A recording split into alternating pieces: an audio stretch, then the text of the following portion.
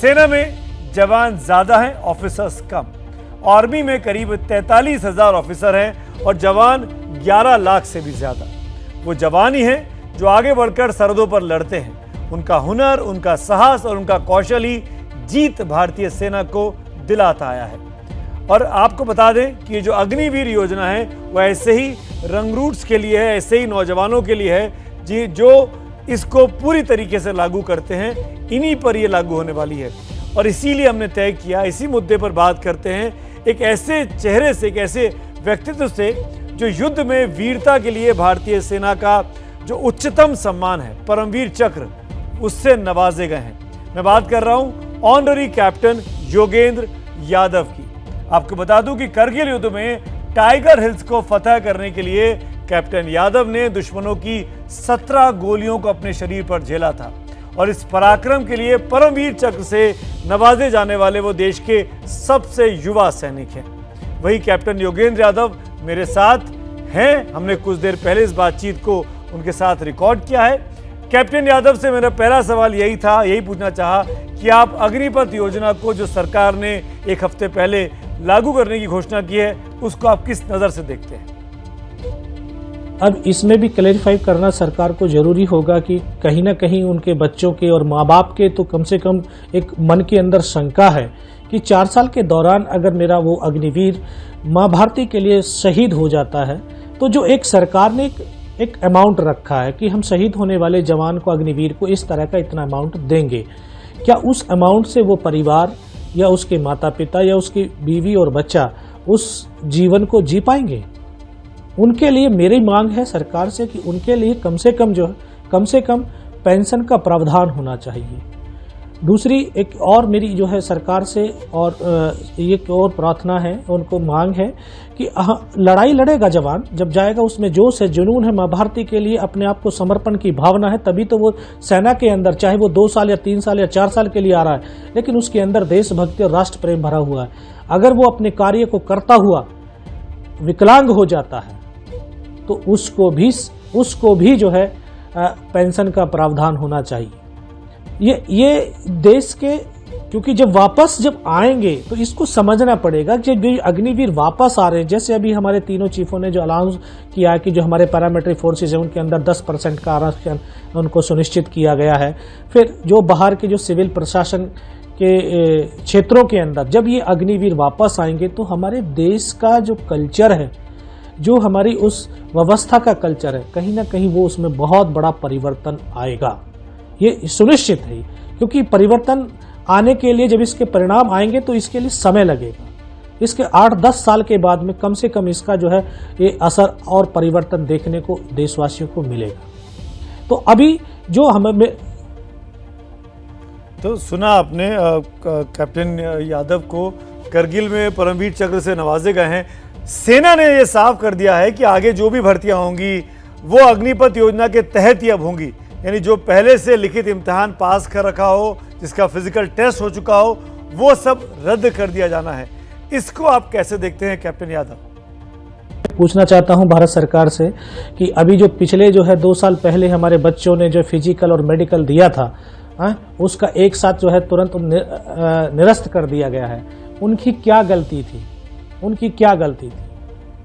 उसको जो निरस्त किया गया है, उनकी ज्वाइनिंग नहीं कर पाए। क्यों नहीं कर पाए?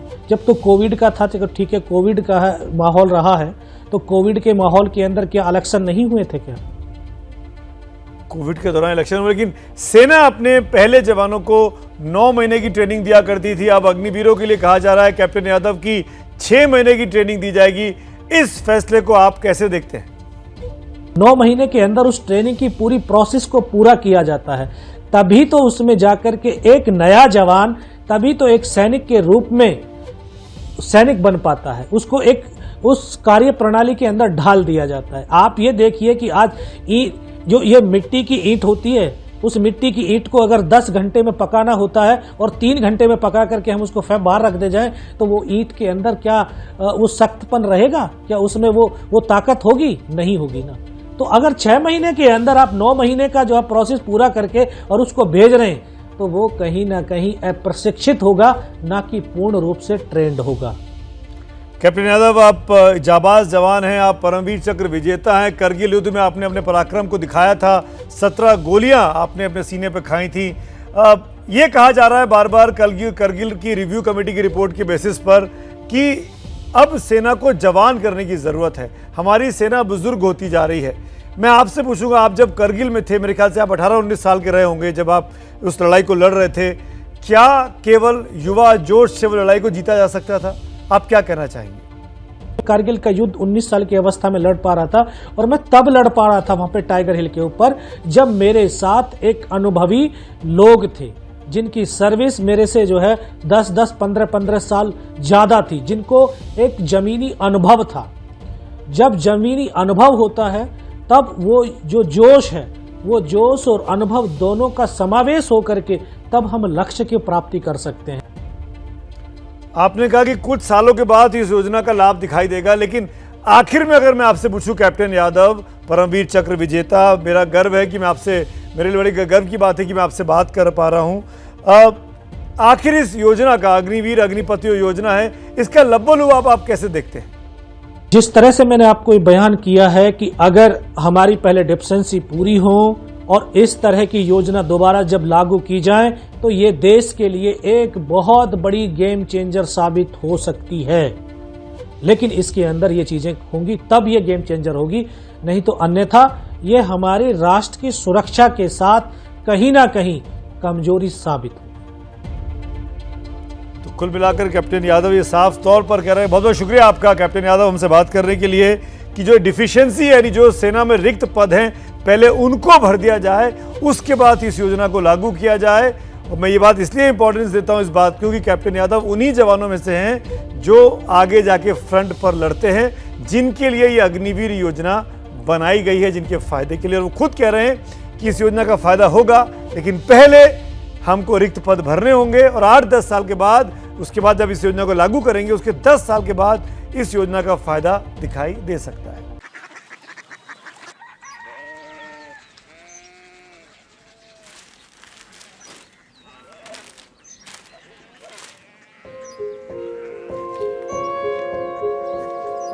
बाबा, बाबा, Korea city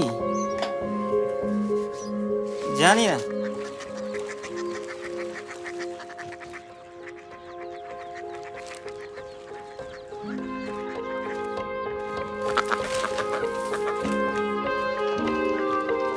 Korea city?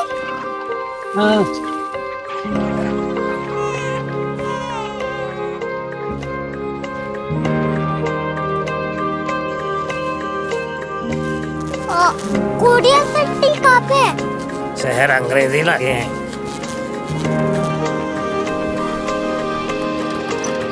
Korea city.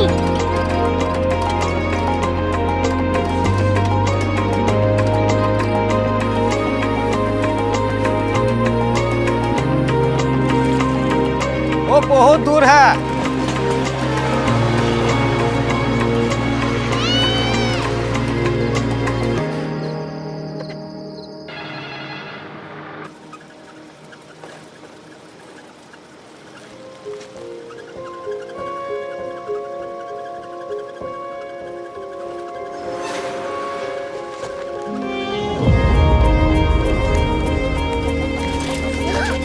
Korea city?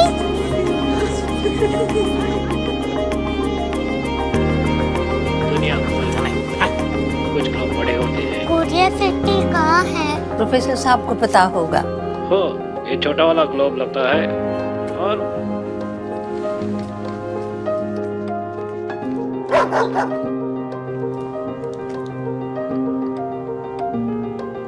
पता नहीं, मेरी बेटी से जाके मिल लो, शायद उसे मालूम हो।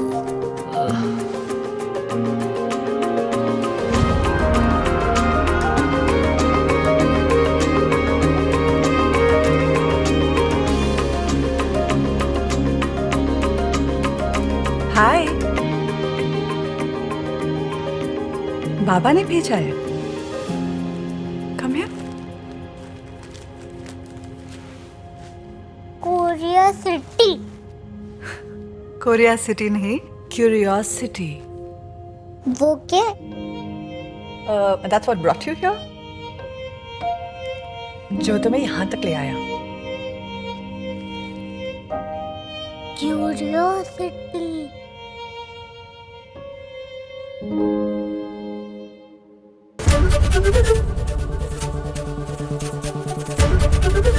एबीपी न्यूज आपको रखे आगे।